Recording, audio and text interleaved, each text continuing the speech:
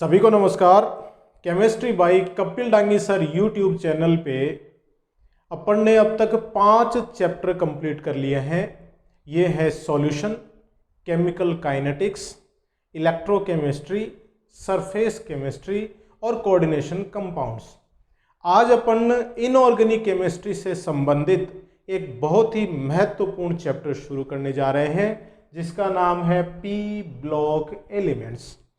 तो देखिएगा, P block elements मतलब जो आवर्त सारणी है उस आवर्त सारणी को डिटेल में किस तरह से आवर्त सारणी का निर्माण हुआ, किस तरह से तत्वों को एक निश्चित समूहों में या वर्गों में और आवर्तों में विभाजित किया जाता है, ये तो अपन पढ़ते हैं 11th में। और 12th में अपने सिलेबस में पी ब्लॉक है और डी और एफ ब्लॉक तत्व शामिल किए गए हैं।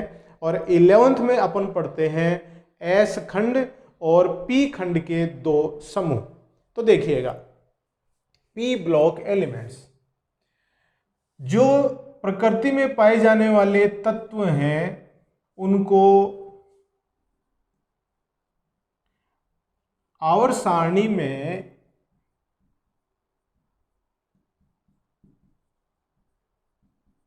चार खंडों में वर्गीकृत किया गया है। S block elements, P block elements, D block elements और एफ ब्लॉक एलिमेंट्स। इन 4 खंडों में इनका वर्गीकरण इनके इलेक्ट्रॉनिक विन्यास के आधार पर किया गया है। एस खंड के वे तत्व माने जाते हैं जिनके अंतिम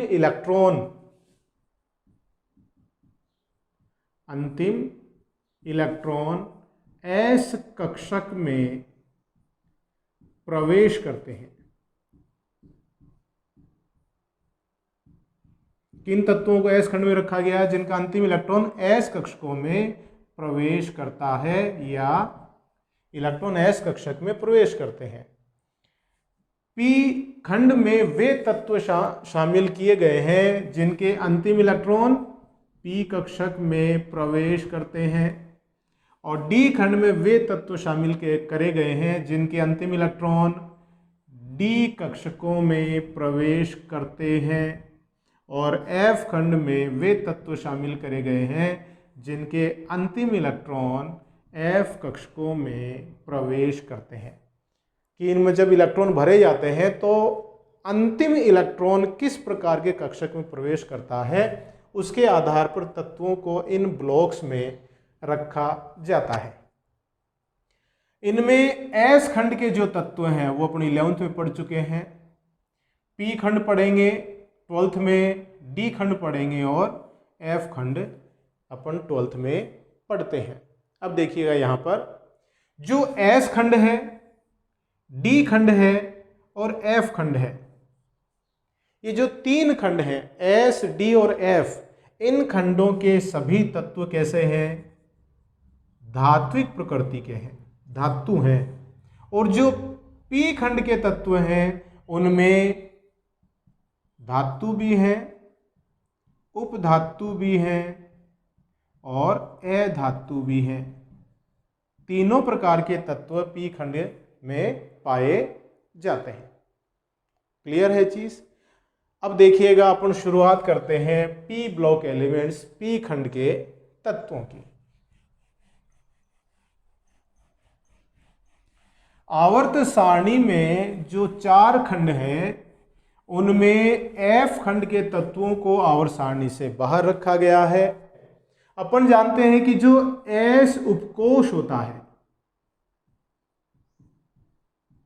उसमें एक कक्षक होता है और वह कक्षक कौन सा है? एस कक्षक है। और एस कक्षक में एक ही कक्षक है तो अधिकतम इलेक्ट्रॉन कितने हो सकते हैं? 2 इलेक्ट्रॉन हो सकते हैं। अधिकतम 2 इलेक्ट्रॉन हो सकते हैं, इसीलिए एस खंड में 2 समूह हैं। डी खंड है उसको अपन 10 समूह उसमें शामिल करते हैं। क्यों? क्योंकि जो डी उपकोष होता है उसमें 10 इलेक्ट्रॉन शामिल होते हैं, मतलब उसमें 5 डी कक्षक पाए जाते हैं। और उसमें क्या होगा, अधिकतम इलेक्ट्रॉनों की संख्या कितनी हो सकती है? 10। एक कक्षक में 2 इलेक्ट्रॉन भरे जा सकते हैं, तो अधिकतम 10 इलेक्ट्रॉन हो सकते हैं। इसलिए इसमें कितने समूह हैं? 10 हैं। और देखिए पी खंड में जो संयोजी कोश में पी उपकोश होता है उसमें कक्षकों की संख्या कितनी होती है? 3 कक्षक होते हैं पी उपकोश में, तो अधिकतम इलेक्ट्रॉन भरे जा सकते हैं उसमें 6। इसीलिए पी खंड में 6 समूह होते हैं। तो कुल समूह कितने हो गए? 18। तो आवर्त सारणी में 18 समूह पाए जाते हैं। समूह का मतलब तत्वों को 2 प्रकार की पंक्तियों में इस तरह से अपन व्यवस्थित कर रहे हैं। ऊर्ध्वाधर पंक्तियां और क्षैतिज। ऊर्ध्वाधर पंक्ति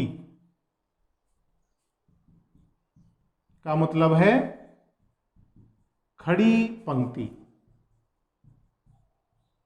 इस तरह से उनको अपन क्या कहते हैं? समूह कहते हैं, तत्वों का समूह कहते हैं। और जो क्षैतिज पंक्ति है,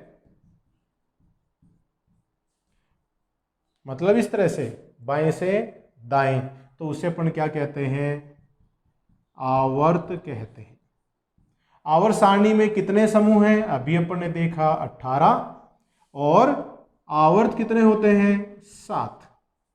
तो आवर्त सारणी में 7 आवर्त हैं, 18 समूह हैं और 4 खंड हैं, जिनमें से 3 खंड एस डी पी, इन खंडों को आवर्त सारणी में रखते हैं। और चौथा खंड एफ खंड के तत्व वो आवर्त सारणी से बाहर रखे गए हैं। आवर्त सारणी में अगर अपन मोटे तौर पर देखें तो सबसे पहले 2 समूह एस खंड के होते हैं, फिर 10 समूह डी खंड के होते हैं और फिर 6 समूह पी खंड के तत्वों के होते हैं। तो इसका मतलब जो पी खंड अपन पढ़ रहे हैं या पढ़ेंगे, उनके 6 समूह आवर्त सारणी के कौन से समूह हैं? जो सबसे दाएं पाए जाने वाले 6 समूह हैं, उनको पी खंड के तत्वों के नाम से अपन जानते हैं, या उनको पी खंड में शामिल किया गया है। ठीक है, अब देखिएगा पी खंड है वो आवर्त सारणी के सबसे दाईं तरफ उपस्थित 6 समूहों को अपन कहते हैं। उन 6 समूहों को एक बार यहाँ पे अपन ड्रॉ कर लेते हैं। 6 समूहों को अपन किस संख्या के नाम से जानते हैं? 2 समूह एस के हो गए, एस खंड के हो गए, फिर 10 समूह हो गए डी खंड के, तो मतलब 12 हो गए, और फिर 13वां समूह जो आएगा वो पी खंड में शामिल होगा। तो पी खंड है उसमें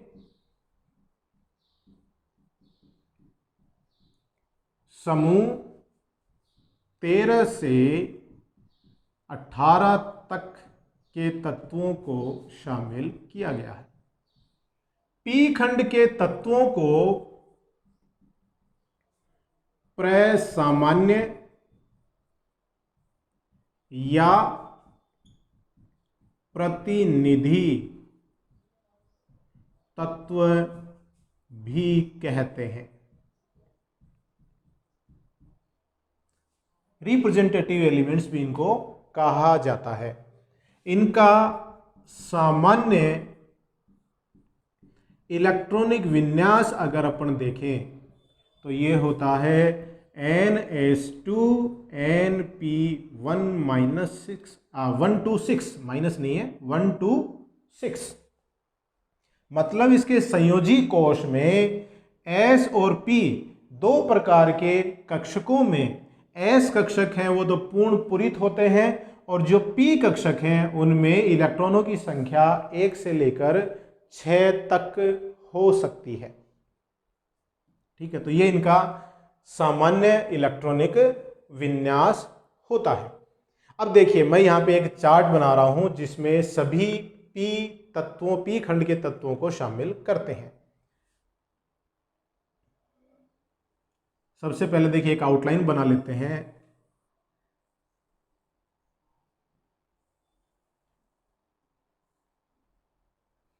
कितने समूह हैं? 6 समूह हैं। 1 2 3 4 5 और 6। 1 2 3 4 5 और 6। ये समूह 13 14 15 16 17 और 18 में यहाँ पर एक तत्व और पाया जाता है जिसे अपन हीलियम कहते हैं। ये है 18 और 18 समूह को शून्य समूह भी कहते हैं। ठीक है, अब देखिएगा समूह 13 में पाए जाने वाले तत्व हैं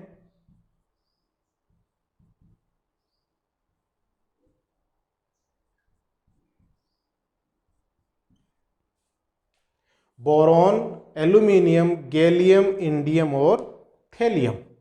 अब इसको मैं इस तरह से आवर्त में अगर विभाजित करूं तो इस तरह से भी मैं इसकी पंक्ति बना देता हूं, क्षैतिज पंक्ति।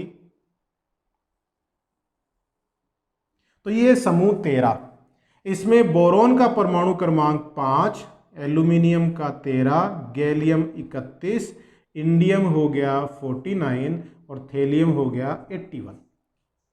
क्लियर है? अगर आपको एक समूह के ये परमाणु क्रमांक ध्यान है और ध्यान भी नहीं है, सिर्फ तत्वों का ज्ञान है, तो देखिए परमाणु क्रमांक का कैसे पता चलेगा। यहां से यहां तक का कितना अंतर है? 8। 5 और 13 में कितना अंतर है? 8 का।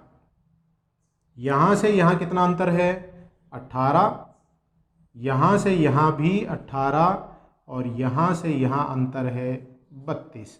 आपको ये जो दूसरा आवर्त है, पहला आवर्त तो ये रहा हीलियम जिसमें होता है, दूसरा आवर्त, दूसरे और तीसरे आवर्त में परमाणु क्रमांक अंतर होगा 8 का, तीसरे और चौथे में 18 का, चौथे और पांचवें में भी 18 का, और पांचवें और छठे में अंतर होता है 32 का। ठीक है, अब देखिए समूह संख्या 14 में तो ये हो गया 82। क्लियर है? कार्बन, सिलिकॉन, जर्मेनियम, एसएन और पीबी। समूह 15 है, ये नाइट्रोजन, फास्फोरस, आर्सेनिक,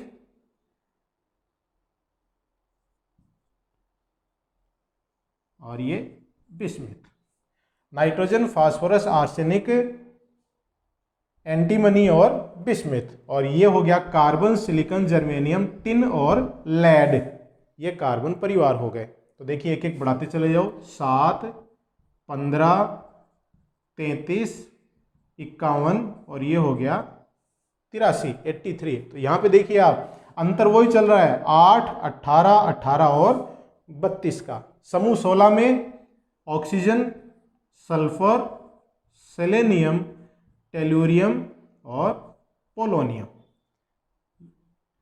लेफ्ट से राइट जाएंगे तो एक एक बढ़ाते जाओ। 7 से 8 हो गया, 15 से 16 हो गया, 33 से 34, 51 से 52 हो गया और 83 से 84 हो गया। समूह 17 फ्लोरीन, क्लोरीन, ब्रोमीन, आयोडीन और एस्टेटाइन। ये 9, ये 17, ये 35, ये 53 और ये 85। ठीक है, अब यहां पे जो पहला आवर्त है जिसमें हाइड्रोजन और हीलियम दो ही तत्व पाए जाते हैं, तो हीलियम का परमाणु क्रमांक कितना है? 2। नियोन, आर्गन, क्रिप्टॉन, जिनॉन और रेडॉन। वही ये हो गया 9 से अपन आगे एक बढ़ाएंगे तो 10, 17 से आर्गन में जाएंगे तो 18 और ये हो गया 36, ये हो गया 54 और ये हो गया 86। तो ये आपके सामने 6 समूह और इस तरह से देखिए क्षैतिज पंक्तियां, ये आवर्त है पी खंड के तत्वों की। आपको अगर एक समूह ध्यान है और कौन से समूह में कौन से तत्व है वो ध्यान है, तो परमाणु क्रमांक आपको रटने की आवश्यकता नहीं है। आप इस तरह से परमाणु क्रमांक बाएं से दाएं जाएंगे तो एक एक अंतर आएगा, और ऊपर से नीचे अगर अपन जा रहे हैं तो देखिए यहाँ पर अंतर है 8, फिर 18, 18 फिर 32 का अंतर होता है। अभी देखिए अपन ने सामान्य इलेक्ट्रॉनिक विन्यास की बात करी, NH2NP126। इसमें जो हीलियम है वो हीलियम अपवाद है। हीलियम का इलेक्ट्रॉनिक विन्यास क्या है? 1s2 है। इस पर ये NH2NP126 नहीं लगता है। हीलियम का इलेक्ट्रॉनिक विन्यास 1s2 है, क्योंकि इसमें सिर्फ 2 इलेक्ट्रॉन पाए जाते हैं। क्लियर है? अब देखिए इसमें जो समूह 13 और समूह 14 के तत्व हैं ये अपन पढ़ते हैं 11th क्लास में, और समूह 15, 16, 17 और 18 या शून्य, ये चारों समूह अपन 12th में पढ़ते हैं। ठीक है, अब 12th के सिलेबस के अकॉर्डिंग अपन पढ़ रहे हैं, तो देखिएगा समूह 15 के जो तत्व हैं 15 ग्रुप एलिमेंट्स, इनकी अगर अपन बात करें तो इसको नाइट्रोजन फैमिली भी कहते हैं, नाइट्रोजन परिवार भी कहते हैं, या इन्हें नीमोजन्स भी कहा जाता है। PNIMOGENS, नीमोजन्स भी कहा जाता है। और इनके यौगिकों को नीमोजिनोइड भी कहते हैं, इनके यौगिकों को।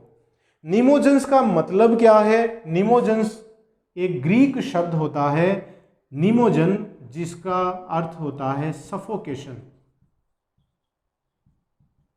मतलब दम घुटना।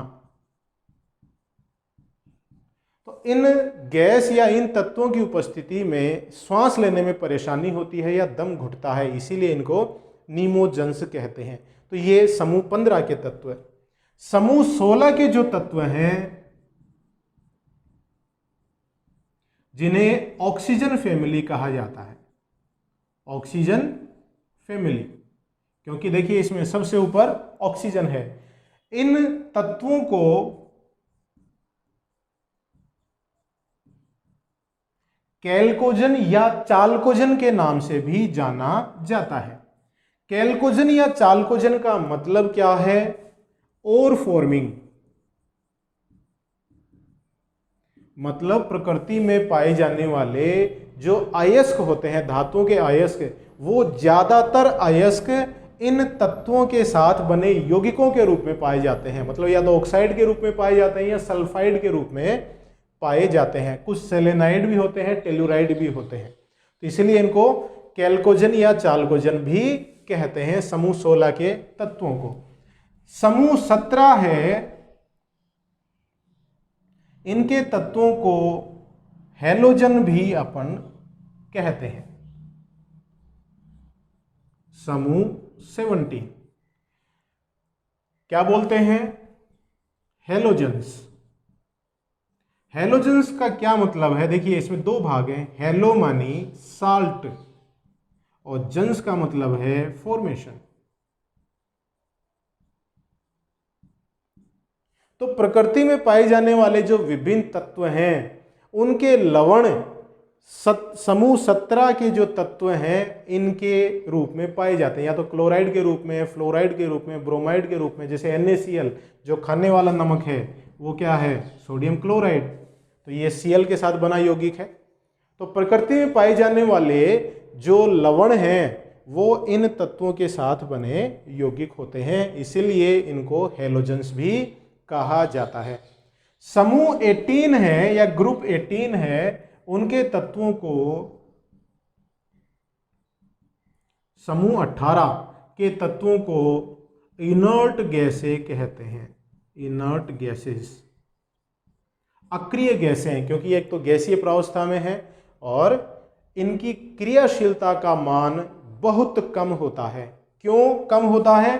क्योंकि इनके संयोजी कोष का जो इलेक्ट्रॉनिक विन्यास है वो होता है NH2NP6, मतलब इनका संयोजी कोष पूर्ण पूरित होता है, और पूर्ण पूरित जो इलेक्ट्रॉनिक विन्यास है वो सबसे ज़्यादा स्थायी होता है, इसलिए ये आसानी से क्रिया नहीं करते हैं, इसलिए इनको अपन इनर्ट गैसें कहते हैं। इनका यह गुण उत्कृष्ट धातुओं के समान है। उत्कृष्ट धातु कौन कौन सी हैं? जैसे चांदी, सोना, प्लेटिनम, उनको उत्कृष्ट धातु कहते हैं। क्यों कहते हैं? क्योंकि उनकी क्रियाशीलता बहुत कम है। तो इन गैसों का गुण उत्कृष्ट धातुओं के समान होने के कारण इन्हें उत्कृष्ट गैसें भी कहते हैं या नोबेल गैसेस भी कहते हैं।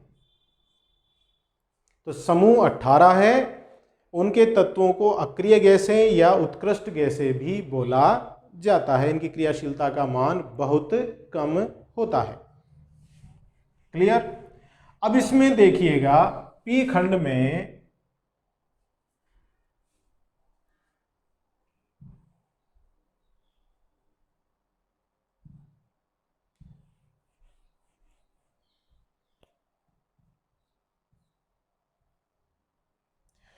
पी खंड में अपन ने देखा कि इसमें धातु भी पाए जाते हैं, उपधातु भी पाए जाते हैं और अधातु भी पाए जाते हैं। वो कहाँ पर है, कहाँ स्थित है? तो देखिएगा, मैं एक जिग-जैग रेखा इसमें खींच रहा हूँ।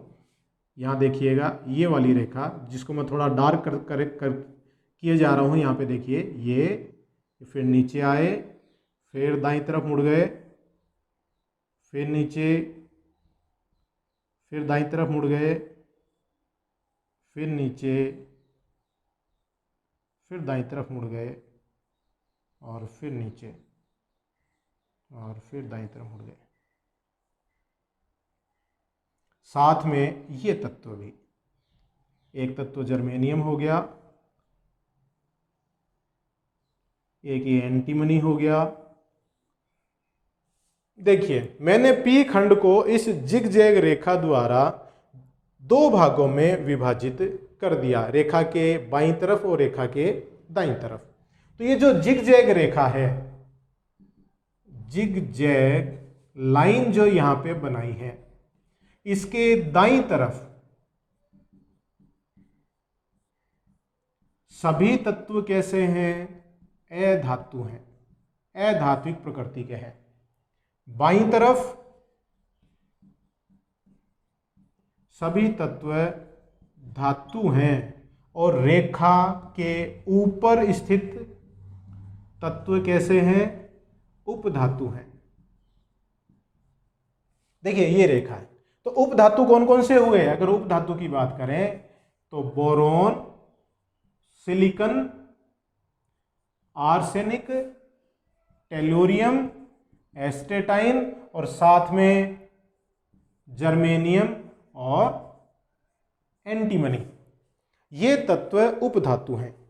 धातु कौन कौन से हो गए? Aluminium, gallium, indium, thallium, tin और लेड और बिस्मिथ, पोलोनियम, ये धात्विक प्रकृति के हो गए। और बाकी जो इधर ये तत्व हैं ये अधातु की प्रकृति के हैं। तो देखिए, यहां पर अपन कह सकते हैं कि पी खंड में ऊपर से नीचे जाते हैं, नीचे जाने पर, ऊपर से नीचे जाते हैं तो क्या हो रहा है? धात्विक गुण बढ़ रहे हैं, धात्विक गुण बढ़ते हैं। देखिए, बोरोन उपधातु था, फिर धातु आ गए। कार्बन अधातु है, सिलिकन, जर्मेनियम उपधातु हैं, और टिन और लेड हैं, वो धात्विक प्रकृति के हैं। तो ऊपर से नीचे अगर जा रहे हैं तो धात्विक गुण बढ़ते हैं। बाएं से दाएं जाने पर, इस पी खंड में बाएं से अगर अपन दाएं जाते हैं तो धात्विक गुण घटते हैं, धात्विक गुण घटते हैं। देखिएगा, कोई भी अपन आवर्त ले लें, जैसे ही एल्यूमिनियम क्या है? धातु है। सिलिकन क्या है? उपधातु। फास्फोरस क्या हो गया? अधातु। और आगे के तत्व भी अधातु हैं। तो बाएं से दाएं जा रहे हैं तो धात्विक गुण घटते हैं, ऊपर से नीचे जाते हैं तो धात्विक गुणों में बढ़ोतरी होती है। ये चीज़ इसमें ध्यान रखने की है। अब देखिए इनके इलेक्ट्रॉनिक विन्यास पर अपन वापस आते हैं। इलेक्ट्रॉनिक विन्यास के लिए अपन देखें तो सामान्य सूत्र क्या है इसका, NH2Np126। मतलब सभी तत्वों में संयोजी कोष के जो s कक्षक हैं वो तो पूर्ण पूरित रहेंगे और p कक्षकों में इलेक्ट्रॉनों की संख्या 1 से 6 हो सकती है। हीलियम है ये इसका अपवाद है, इसका इलेक्ट्रॉनिक विन्यास 1s2 है। अब यहां पर जो ये n है, ये n क्या चीज है, मुख्य क्वांटम संख्या।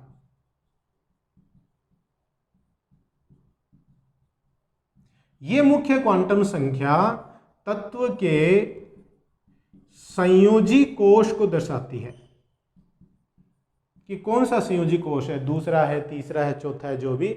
और साथ ही तत्व कौन से आवर्त में उपस्थित है उस आवर्त संख्या को भी दर्शाती है।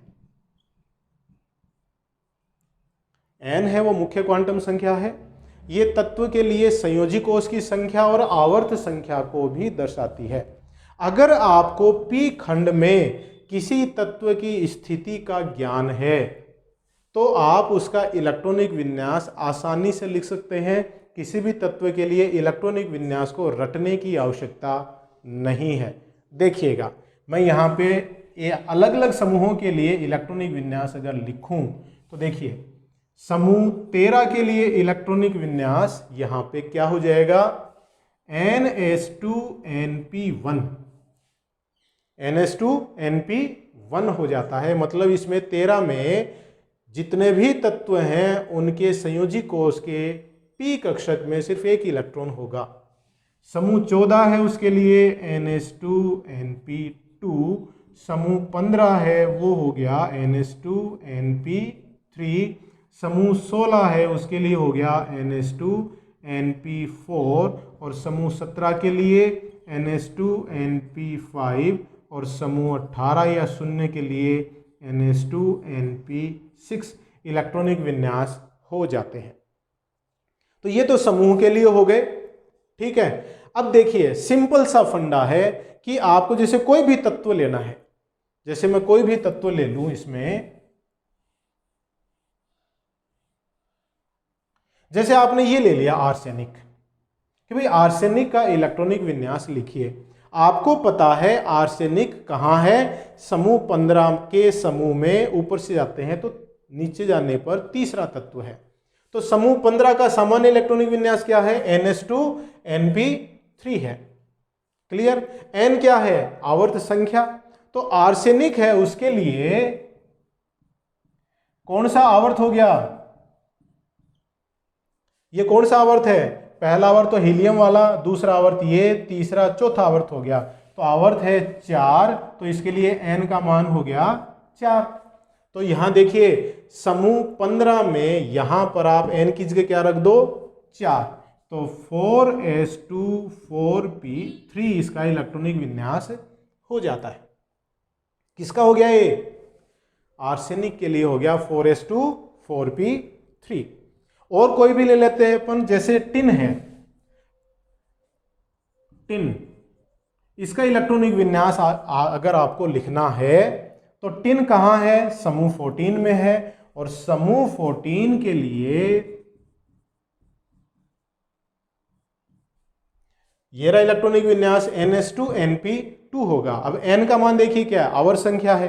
तो टिन का आवर्त संख्या कौन सा है, 1 2 3 4 और 5। इस पांचवें आवर्त में टिन पाया जाता है। तो इसके लिए n का मान है 5, समूह हो गया 14, n का मान है 5, तो यहां n का मान 5 रख दो। तो 5s2 5p2 5s2 5p2 ये टिन के संयोजी कोष का इलेक्ट्रॉनिक विन्यास हो जाता है। बहुत ही सिंपल है। तो किसी भी तत्व की स्थिति का अगर आपको पता है इस p खंड में, तो आप उसके परमाणु क्रमांक को लिख सकते हैं। आप ये बता सकते हैं कि वो धातु है, उपधातु है या अधातु है। आप उसका इलेक्ट्रॉनिक विन्यास भी आसानी से लिख सकते हैं। लिख सकते हैं कि नहीं, ठीक है। तो देखिए ये आज अपन ने पढ़ा p खंड के तत्वों का भाग फर्स्ट और पी खंड में कौन कौन से तत्वों को शामिल किया गया है, क्यों शामिल किया गया है और उनकी सामान्य जानकारियां। नेक्स्ट वीडियो में अपन शुरू करेंगे समूह 15 के तत्व, क्योंकि 12th के सिलेबस में समूह 15, 16, 17 और 18 इनको अपन डिटेल में लेंगे। तो नेक्स्ट वीडियो में अपन शुरू करेंगे समूह 15 के तत्व। तो हाथ धोते रहिए, घर पे रहिए, परिवारजनों का ध्यान रखिए और मेरे वीडियोस देखते रहिए। बहुत बहुत धन्यवाद।